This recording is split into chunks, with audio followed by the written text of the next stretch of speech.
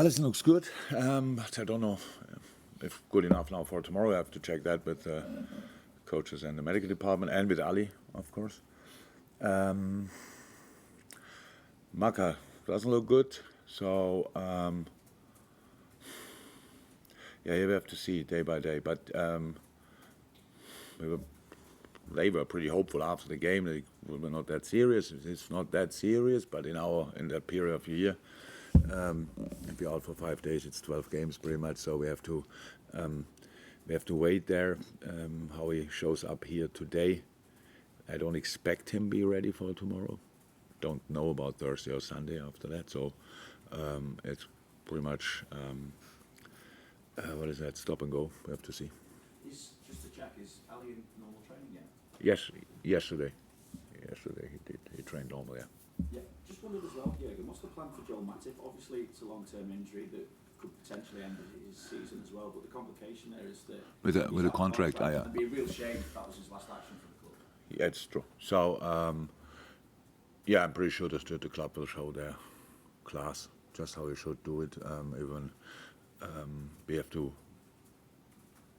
I'm pretty sure the club told Joel already that whatever happens, so as long as he's injured, everything is fine. And now we have to make a decision together with Joel how it looks after that. But that's a normal thing to do. But yes, he deserves all the support from us, obviously, and he will get it, definitely. Potential for a new contract for him? I would say so, but it's not my decision in the end.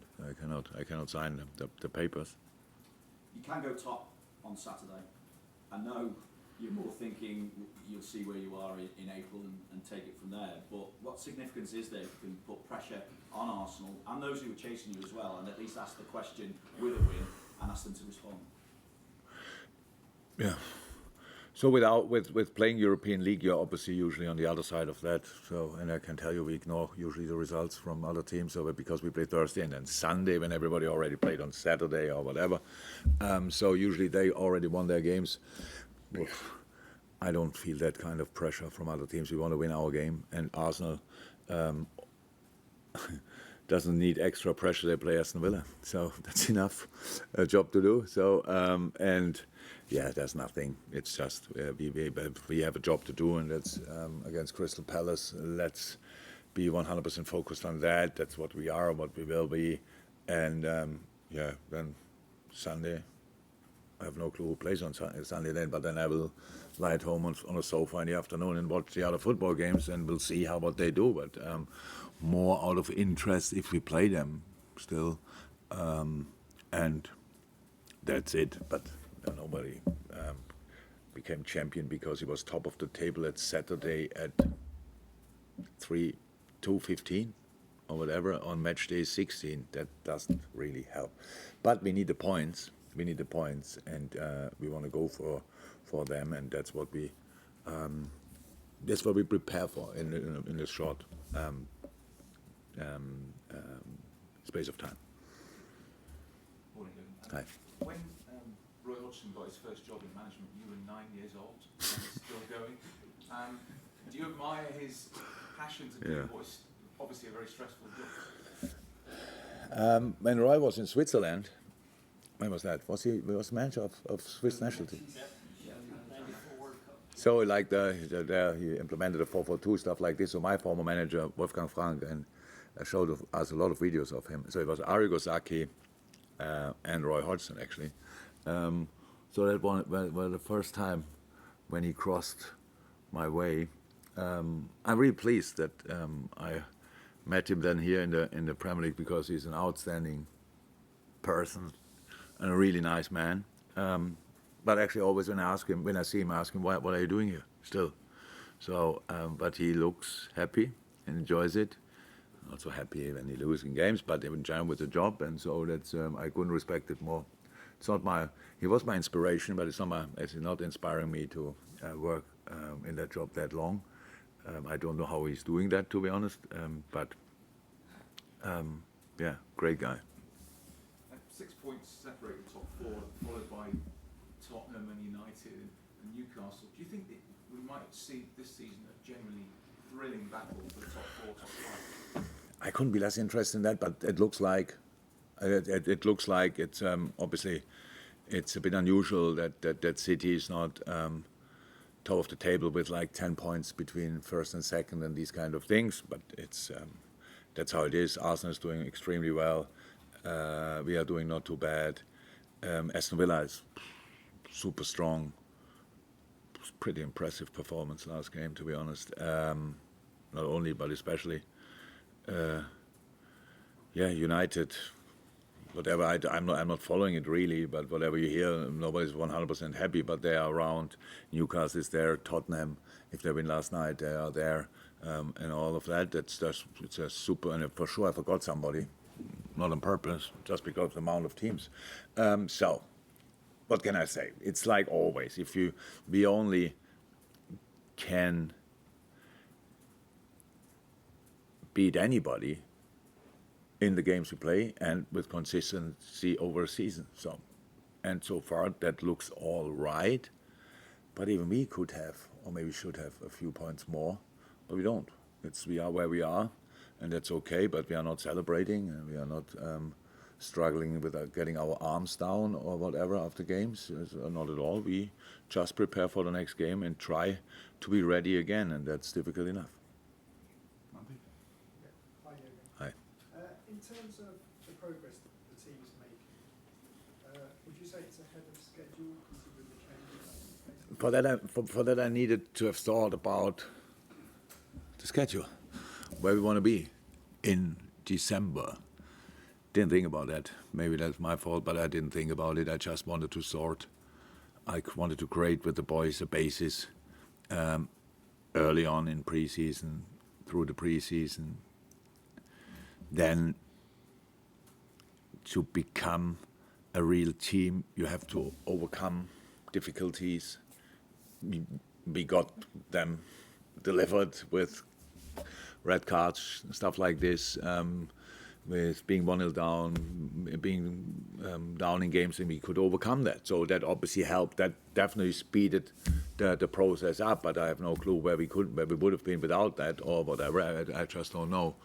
I'm just happy with the development until this point. We had to replace a few of the strongest characters in world football. Did that with a few of the strongest characters in world football. Our new leadership group are all experienced world-class footballers, so that's helpful with a real understanding of a team dynamic. That all helps, and that's why we are where we are. But I'm not sure if it's a surprise or whatever. When we had a season like last year, I can understand that it put some doubt in people's mind. I understand that, and we knew that we have that kind of pressure to put that right. And I'm happy that we could show the right signs. Nothing happened yet. Obviously, we're just. We play much more positive football again. It comes with confidence. Confidence comes with results. And results come with good performances. Good performances come with a good pre-season. So that's it. But so long to go. Nobody knows where this will end up. And all teams are probably only 2 injuries away from a real problem. That's how it is. And this tricky period is coming up now, or we're in the middle of it already. So, yeah, a lot of football, a lot of opportunities. James? Yeah, and just following on from that, given in your midfield particularly you've got Wataru and Dominic and Ryan, who have not experienced so much football in such a short space of time before, do you have to manage them any differently? Do you have to sort of educate them on the business of December? Oh, they have that or had that. I'm not sure about Ryan, but Dom plays international football, comes back and has to play then either Bundesliga or directly Premier League. So that's exactly that rhythm. But same for Wataru, and he flies around the world before he plays the 3rd game in the succession. So it's not a problem. How I said, I know what you all think because of my opinion about kickoff times and stuff like this, but we never really internally we take it like it is and go from there, and the boys are ready to go. So no, I've never thought about this midfield now that they don't have the international experience or whatever. They are internationally experienced, all of them. We just have to put that into a Liverpool shirt and then go. Carl? Virgil appears to be back to his best form, or close to his best form. I'm just wondering, what has been a much changed defence because of the injuries you've had, how important is quality, consistency and reach? It always was, will be. Virgil is the best defender in the world. So, did he have lesser good spells? Yes. If you show me one who never had, I would be really happy to meet him. To be honest, probably that's how we all are when we look back in the past. And the Rio Ferdinands on that planet, and not to blame him, but were then good all the time, or Jaap Stam, or Sami Hyypiä, whatever, always perfect. Nobody was, and nobody will be. So yes, Virgil in that shape is for us super, super, super, super important. James? Jurgen, off the back of losing Matip for the rest of the season, do you think you've got enough cover in that department to cope till the summer, or do you think you've got something to back in January? I always, and in 8 years I still don't, I just never understand this. You always talk about transfers as it would be the easiest thing in the world. So like just bring in a player, find the money for it. So as if we had endless money, surprise. We always talk about it. I really don't understand it. Everybody, you fans, everybody talks about it. We need another player. It costs money. It must be the right player. Which do you tell me a club who wants to sell a top centre half? If you tell me one, not a centre half, so a top centre half, because you have to play for Liverpool. So why should we start that process with that? We have in a moment, we have since 4 or 5 days, we know that Joel will be out for a long, long time, which is really bad for us. We have still 4 centre halves. That's absolutely all right. If we would have had the 5th centre half already in beforehand, it's a completely different team dynamic. Then one is not involved. We don't see steps with him and stuff like this. So it was like it was perfect. Is it now perfect? I would say as long as we can go with them 4, yes.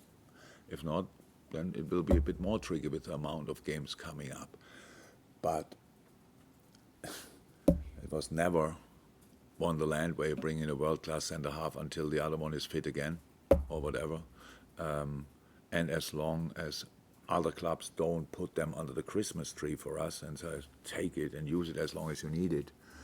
I didn't really think about it yet because only 5 days since we have that problem. But I don't know. I don't think so, to be honest. Well done. Thanks a lot, Lukas. Welcome.